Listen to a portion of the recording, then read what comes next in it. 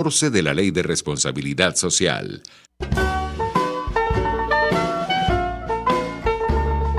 A partir de este momento, los invitamos a formar parte de esta mesa donde se componen y descomponen los problemas del país. RCR presenta Buen Provecho.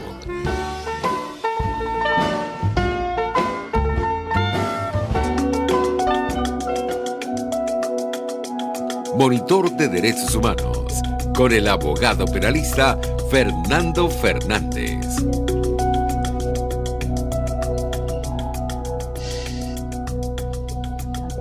Buen mediodía y buen provecho. Les deseamos a todas las personas que nos escuchan. Les habla Fernando Fernández, director del Monitor de Derechos Humanos. Seguidamente vamos a hablar de los créditos. La Dirección General, Jaime Nestares. En la gerencia de producción, Willy Arcaya. En la producción del programa, Carla Sons. En los controles, Gregorio González. Y en la conducción, quien les habla, Fernando Fernández. Estamos en todas las plataformas digitales, rcr750.com, rcr.tv y rcr750. También en YouTube, rcr750. Esta es la radio que se ve. El Monitor de Derechos Humanos tiene las cuentas en Twitter, @DHMonitor y @FM_Fernández. También tenemos las etiquetas Observa Atrocidades y Justicia para Venezuela. Nuestro correo electrónico es fmfmonitordh@gmail.com. Hoy tenemos el placer, el gusto de contar con la doctora Judith Medina. Judith Medina es una ilustre abogada tachirense, especialista en Derecho Administrativo, egresada de la Universidad Católica del Táchira, pre y posgrado, coordinadora del capítulo Táchira del Bloque Constitucional, integrante y excoordinadora de la ONG Movimiento Independiente Democrático, MID. Hoy tenemos un tema muy interesante. Tenemos el tema del Estado dual y la crisis constitucional inducida, efecto de los derechos sobre los derechos humanos.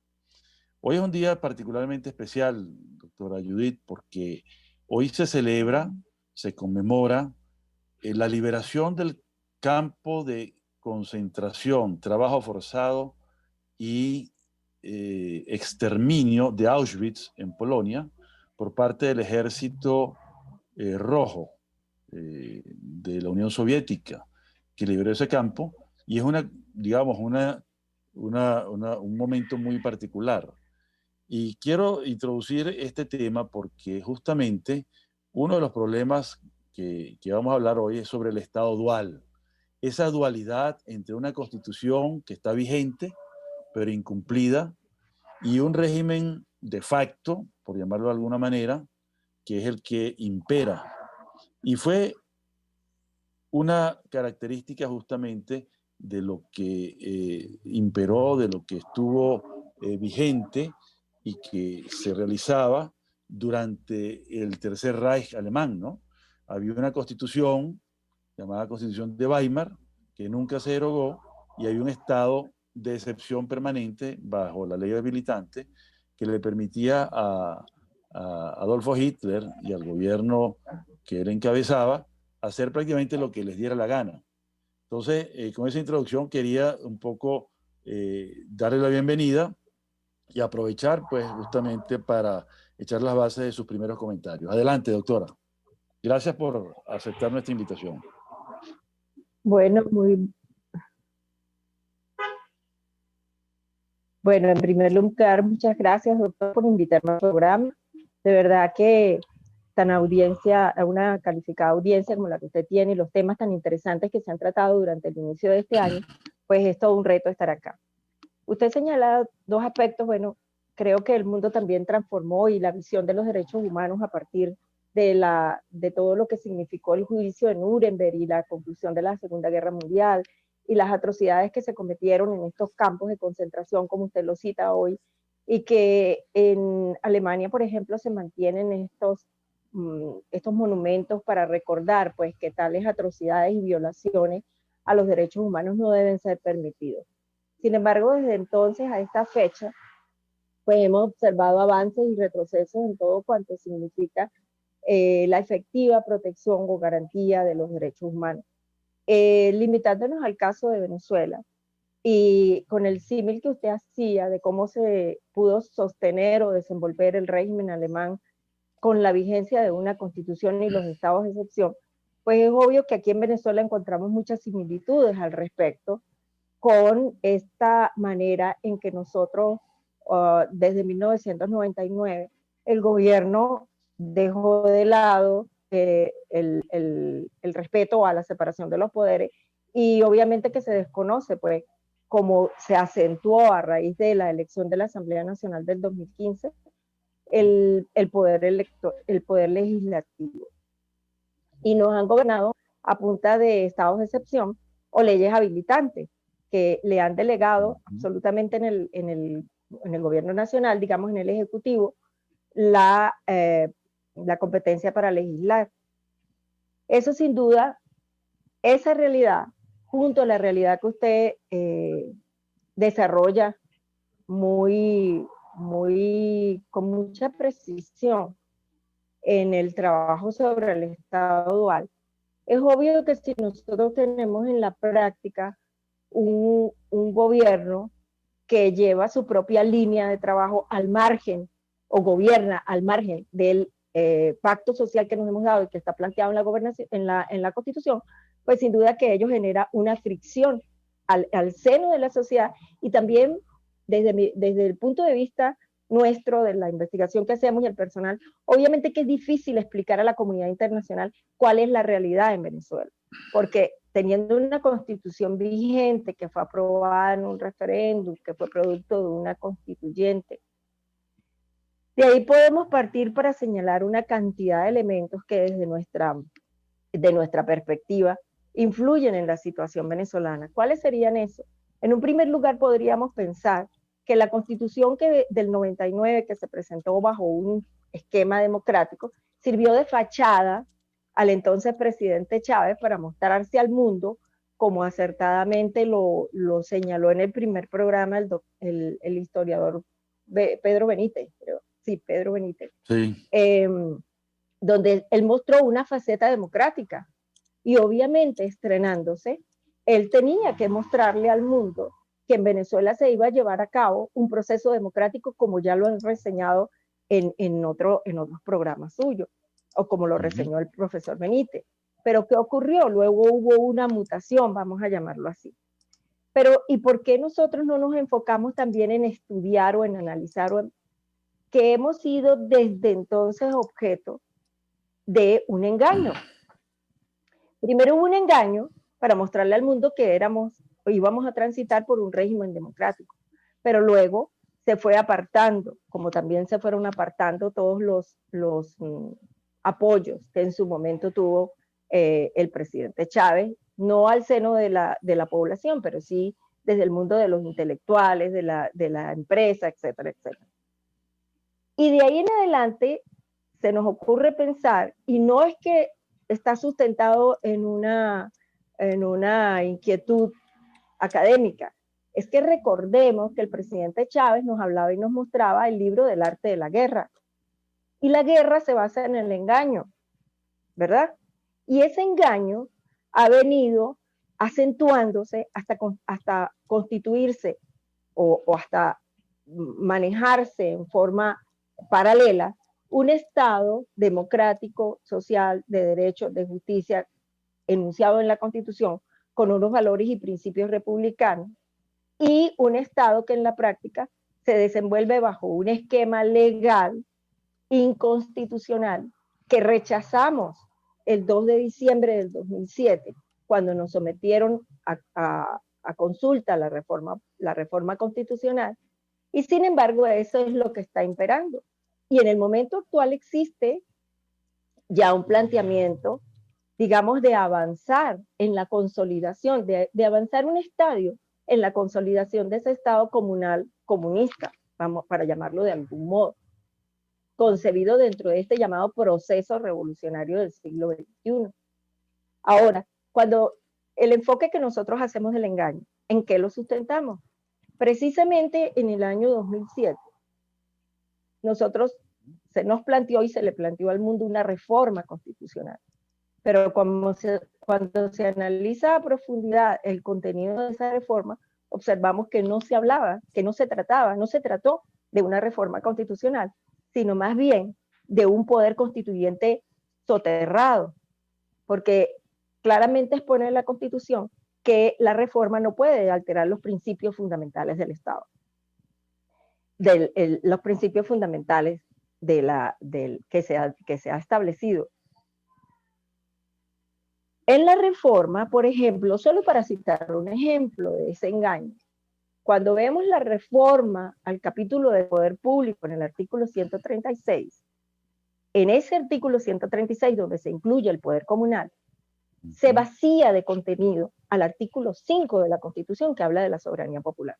El artículo 5, como sabemos, indica que la soberanía reside intransferiblemente en el pueblo, que la ejerce directamente mediante el sufragio y a través de los órganos del poder público, y que estos órganos del poder público están sometidos a la soberanía popular. Cuando revisamos el 136 de la reforma y se incluye al poder comunal, se incluye por encima de lo que es la típica división del poder nacional, el poder estatal y el poder municipal. Y luego hemos visto cómo dentro de los ministerios de adscripción del Poder Ejecutivo existe un Ministerio de las Comunas, y que es ese Poder Ejecutivo a través de ese Ministerio de las Comunas quien autoriza todo lo que es la organización comunal. Cuando tenemos las leyes del poder comunal, cuando tenemos todo esto que usted define como el Estado dual, al margen de lo que está constitucional, de la estructura de poder y la división político-territorial del país, entonces es obvio que ahí hay una fricción permanente, pero también debemos ver a la luz de los derechos humanos, específicamente de los derechos, de la violación de los derechos políticos, que nosotros nos hemos centrado a hablar de usurpación del poder a raíz de que no reconocemos la elección de Nicolás Maduro Moro en el año 16, 17. Discúlpenme la imprecisión.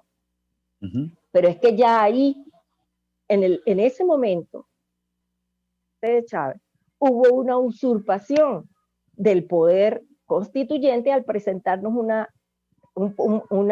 diríamos, una constituyente disfrazada de reforma.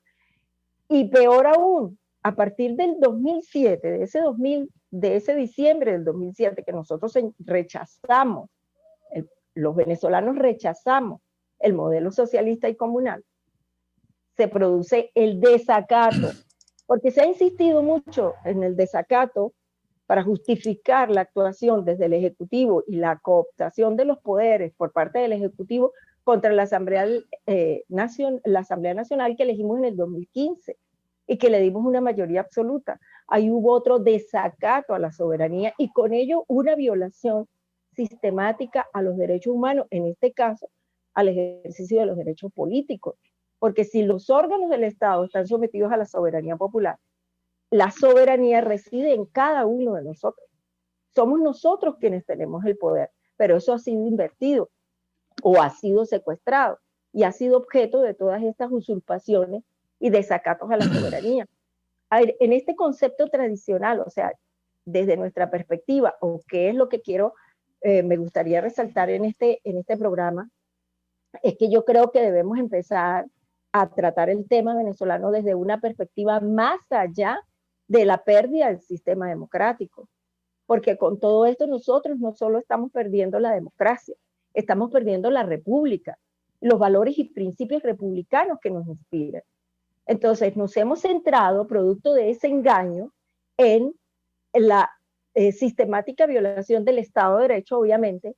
La pérdida de la democracia es evidente, está a los ojos de todo el mundo, porque nos hablan de un Estado socialista. Ese Estado socialista no está en la Constitución, pero ha ido calando en el imaginario, no sé, de una parte de la población que tolera esta sistemática violación de los derechos humanos.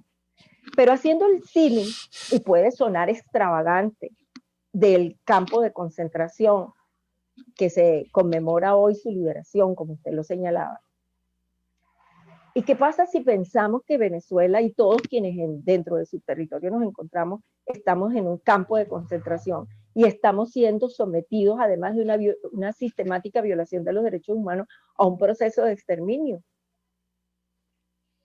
A mí me quedó y no solamente porque lo haya dicho el doctor Tulio Álvarez en la entrevista, las condiciones en las que se encuentra más del 90% del sistema de salud, esas condiciones no han sido revertidas. Es verdad que traíamos problemas, ¿no?, desde la época democrática. Es verdad que teníamos problemas, pero precisamente el sistema democrático está para, hasta ahora, mientras no se busque otro modelo de gobierno, siempre es perfectible y siempre tiene la característica de la alternabilidad, cosa que no tenemos nosotros en este momento, porque cuando se aprobó la enmienda, dado que no se había alcanzado, no pudo alcanzar Chávez en su momento a través de la reforma, la permanencia indefinida en el gobierno, ¿verdad?, en el poder, y la constitucionalización del Estado comunal con la mal llamada reforma, o la mal presentada reforma, entonces lo hizo por vía de enmienda.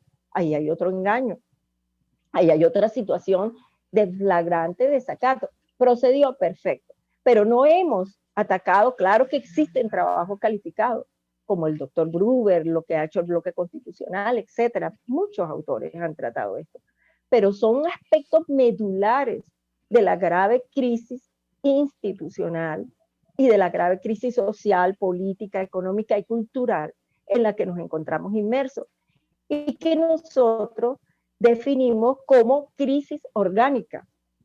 Este proceso sistemático de violación de los derechos humanos es también un proceso sistemático de deterioro de la democracia, de la república, y un proceso que indudablemente incide en la violación de los derechos humanos a todos los niveles. A este punto, no son enemigos en la terminología empleada por el régimen, no son enemigos solamente quienes figuran en las organizaciones políticas, sino también quienes desde las esferas de las organizaciones no gubernamentales o las ONG se dedican también a la defensa de los derechos humanos, como es el caso de esta fundación del Zulia, que lo vimos recientemente, o cualquier otra organización que haga opiniones de esa naturaleza, de naturaleza política, que de alguna manera estén en contra de lo que plantea el régimen con pensamiento único. Entonces, vamos a interrumpir unos minutos, porque tenemos que ir a la estación a hacer unos anuncios comerciales, pero quisiera que entonces redondeáramos la idea de la crisis orgánica constitucional inducida, de la cual hemos hablado privadamente, pero que me parece una tesis muy interesante, porque se trata de una crisis estructural.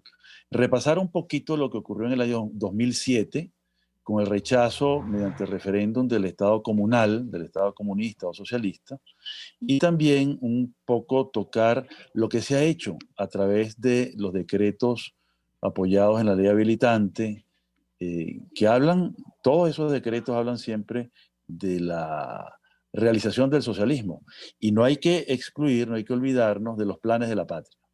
Así que con eso vamos a hacer un pequeño descanso y regresamos con ese paquete de preguntas y sus reflexiones, mi querida doctora. Muchas gracias. Gracias.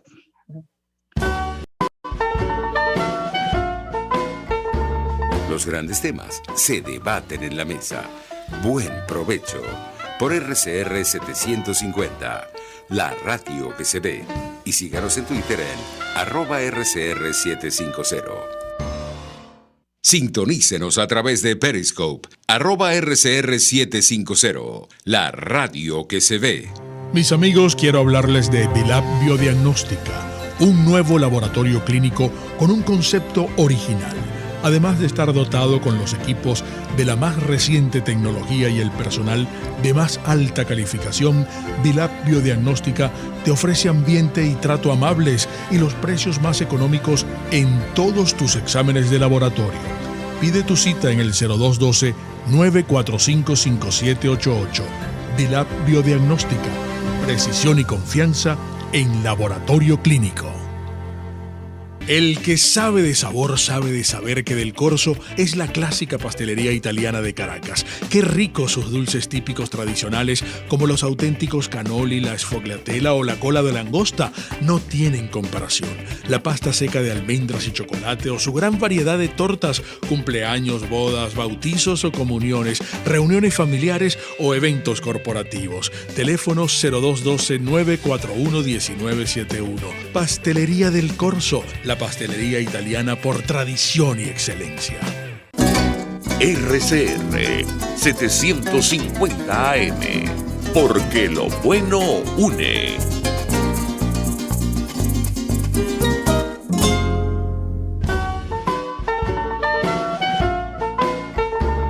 Escuchas Buen Provecho por RCR 750, la radio que se ve. Regresamos con nuestro programa, en este momento atendiendo una invitación que le hicimos a la doctora Judith Medina, quien nos ha hablado de una tesis muy interesante, ¿no?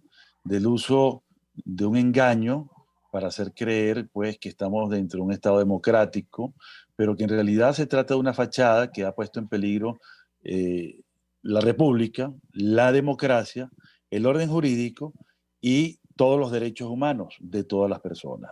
Entonces me gustaría insistir en cómo operó ese engaño desde el año 2007, qué papel jugaron allí los planes de la patria, ya son 3, 2007-2013, 2013-2019 y 2019-2025, que están operando como si fueran leyes que no lo son, ¿no? Y bueno, los decretos habilitantes, los estados de excepción, tanto de alarma como de emergencia económica, todo ese, digamos, paquete, que hay quienes no dicen que es un paquete, sino un patuque. Es decir, toda una masa confusa, amorfa de legislación que ha enredado más las cosas y que sirve, digamos, de instrumento para establecer lo que no se pudo hacer en el año 2007, que era destruir el Estado social de derecho, el Estado constitucional e implantar un régimen comunista en Venezuela. Entonces, ahí la dejo, doctora, para que usted haga sus reflexiones. Adelante. Sí, efectivamente, como usted señala, desde el año 2007, ¿qué se perseguía? O al menos nosotros hemos identificado 3 objetivos. Constitucionalizar el Estado comunal, la ideología comunista en el poder y obviamente la eliminación del poder soberano. De la eliminación del poder soberano ya hablamos porque la reforma a través del artículo 136 vacía el contenido al artículo 5, ¿verdad?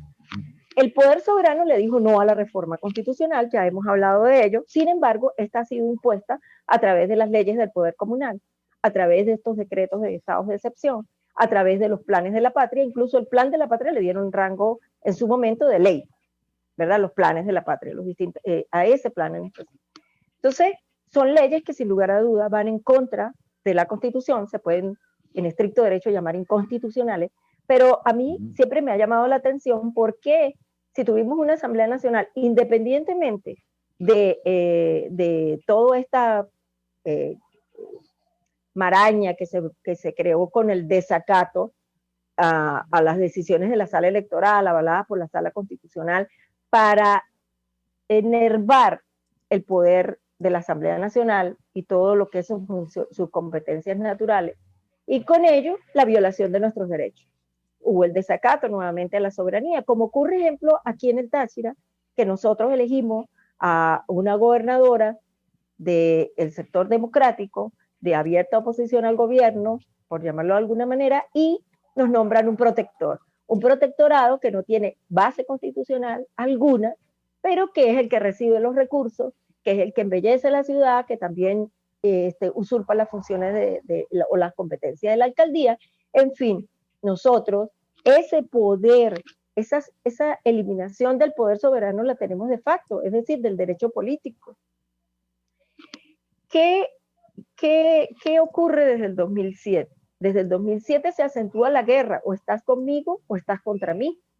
Al organizar a la sociedad por sectores, un ejemplo de ese 136 en acción lo vimos cuando se convocó al proceso constituyente de Maduro, cuando Maduro usurpó el poder constituyente y convocó a una constituyente, y la elección no fue por sufragio universal libre, sino que fue por sectores.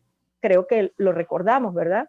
2017, 10 años después que nosotros dijimos no a la reforma, a la mal llamada reforma constitucional. Y hay un hecho importante sobre el que tampoco estamos también estudiando, es cuando Chávez plantea la reforma en el año 2007, nombra una comisión especial integrada casi en su mayoría por los titulares de los poderes públicos. Tan es así, está en la Gaceta Oficial de enero del 2017. Esa comisión estaba presidida por Cilia Flores, que era la presidenta del Parlamento, o formada. La secretaria ejecutiva de esa comisión era Luisa Estela Morales, presidenta de la Sala Constitucional y del Tribunal Supremo. Y así por el estilo, a excepción, allí no figura en su totalidad el poder moral, pero tampoco figura el poder electoral. Y era muy conveniente que en esa comisión no estuviera el poder electoral, porque la reforma tenía que ser llevada a el referéndum. Y el poder electoral tenía que organizar todo lo referente al referéndum. Esa comisión funcionó bajo exclusiva dirección y en confidencialidad, y debía rendir cuentas al presidente. Esa comisión atentó al establecer la estructura del poder comunal contra la forma republicana de gobierno que se dio a la nación. Y pregunto yo, eso está tipificado en el delito de conspiración. Y en este caso, en Venezuela, fueron los titulares de los poderes públicos quienes conspiraron para cambiar la forma republicana de gobierno que se ha dado a la nación.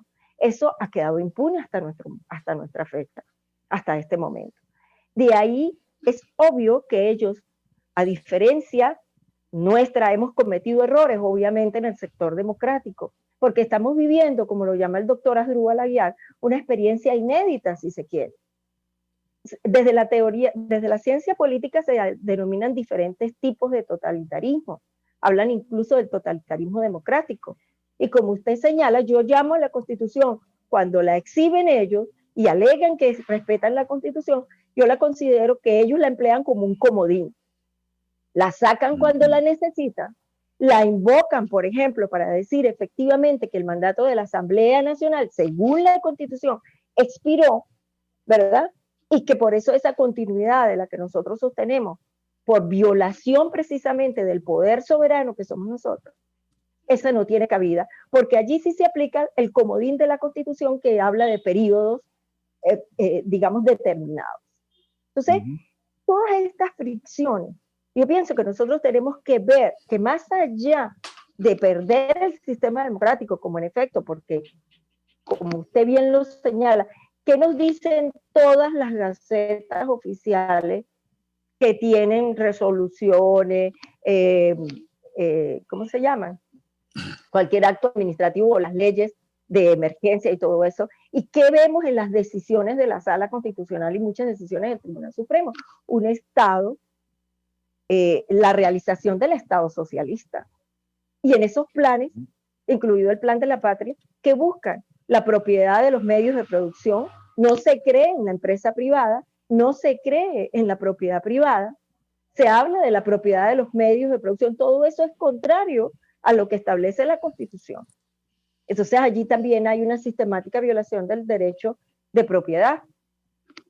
Pero estos decretos, toda esta realización del socialismo, es alarmante, sí, no alarmante, debe ser objeto de estudio. Existe hoy día un 20% que apoya a lo que representa el régimen y que, como dijo el profesor Pedro Benítez, le perdona toda esa violación sistemática a los derechos humanos y el desacato de su propia voluntad. Pero también es importante, como lo señalaban el doctor Tulio, que la sociedad anda buscando anda buscando ese cambio en la conducción del país, pero aún no lo vemos claramente. No lo vemos porque desde el mundo político, para mal nuestro, para mal de quienes aspiramos a recuperar el sistema democrático, y no es que aspiramos a volver a lo que teníamos, que obviamente con sus fallas y con sus problemas es mejor que lo que tenemos actualmente.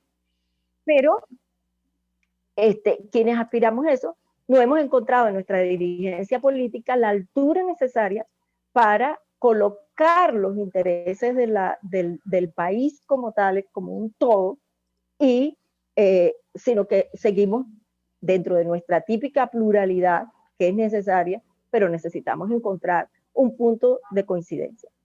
Otro aspecto con respecto al tema del engaño. Perdón. Sí, no, me gustó mucho la idea del comodín, mostrar la Constitución como si fuera, como si ellos la cumplieran, como si el gobierno la cumpliera, y generar con eso un gran engaño hacia adentro y también hacia afuera, ¿no? Porque en realidad lo que están creando es un Estado unitario donde desaparecen los poderes independientes, que aunque colaboren son independientes, se instaura un Estado comunal de rango socialista, centralizado, militarista, autoritario, antidemocrático y antirrepublicano. Pero bueno, lamentablemente el tiempo se nos está agotando y yo quisiera pues que vamos a ir a un pequeño break y luego recomenzamos con nuestra despedida. Me dicen del control que tenemos que despedirnos, ¿no? Porque ya el tiempo, bueno, es que el tiempo avanza, es implacable, ¿no? Entonces yo creo que vamos a tener la ocasión de volvernos a reunir porque el tema es apasionante, necesarísimo aclararlo y creo que en realidad de verdad tiene mucho que hacer. Yo creo entonces como conclusión, y usted me lo confirmará, doctora Medina, los principales derechos humanos violados con toda esta manera de concebir el Estado y de engañar a la población y engañar al mundo entero son los derechos políticos, ¿no? Entonces, usted habla del delito de conspiración.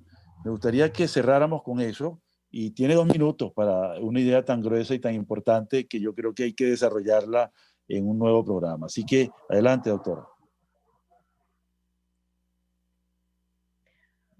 Bueno, cuando nosotros, partiendo de que el poder lo tienen los ciudadanos, es decir, la soberanía reside en el pueblo, y nos hemos dado, tenemos cultura democrática, hemos asistido a procesos electorales, ese mismo poder soberano habría que interpretar la abstención con la que él hemos llamado la atención de la comunidad internacional. Esa es una nueva interpretación que debemos darle al poder soberano. Somos pacíficos por naturaleza, queremos un cambio en la conducción del país, pero no queremos una guerra ni queremos intervención extranjera. De tal manera que el poder que está en nosotros, en los ciudadanos, en el pueblo, quiere retomar el cauce democrático, quiere recuperar la institucionalidad. Y eso es lo que tenemos que organizarnos para alcanzar. Magnífico, yo creo que esa idea es muy interesante, esa idea central, ¿no? No queremos ni guerra civil, ni intervención foránea, tenemos en nuestras manos nuestro presente y nuestro futuro, hay que asumirlo, ¿no? Yo creo que un poco el mensaje de la doctora Medina es rescatar la idea de la constitucionalidad como cauce de la democracia y también como vuelta pues al republicanismo, ¿no? A la idea de una república donde los poderes estén divididos, sean independientes, tengan pesos, pero también haya contrapesos. Solo el poder controla el poder. Bueno, con eso nos despedimos. Yo quería decirle a la doctora Judith Medina que nos ha encantado su participación. La vamos a difundir por los canales tanto radiales como del Monitor de Derechos Humanos y queremos que con esto pues se vea la importancia del tema constitucional en nuestros días y sobre todo como parte fundamental del rescate de los derechos humanos. Muchas gracias, doctora Medina, y bueno, nos vemos el próximo miércoles con una nueva programación. Muchas gracias. Gracias a ustedes. Monitor de Derechos Humanos, con el abogado penalista Fernando Fernández.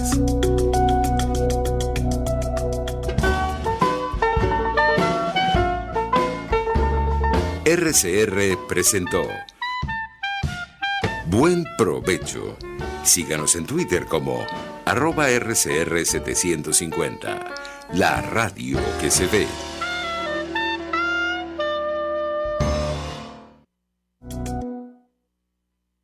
RCR presentó Buen Provecho, una producción nacional independiente con certificado número 22388 para dar cumplimiento al artículo 14 de la Ley de Responsabilidad Social. RCR 750